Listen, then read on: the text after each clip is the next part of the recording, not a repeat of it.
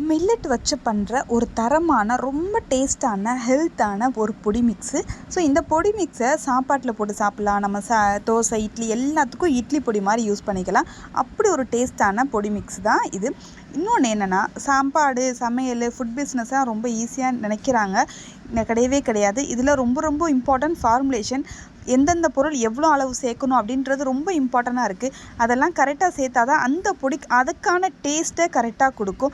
Taste நம்ம கொடுத்துட்டோன்னு வச்சுக்கோங்களேன், கண்டிப்பாக நம்மளுடைய கஸ்டமர் நம்மளை விட்டு எங்கேயுமே போக மாட்டாங்க. அது ரொம்ப ரொம்ப இம்பார்ட்டன்ட். ஸோ நான் ஒரு 5 வகையான பொடி பண்ணுறேன். என்னென்னு பார்த்தீங்கன்னா, ஆல்ரெடி சொல்லியிருப்பேன். Chicken 65, fish fry masala, noodles, biryani plus மீன் குழம்பு.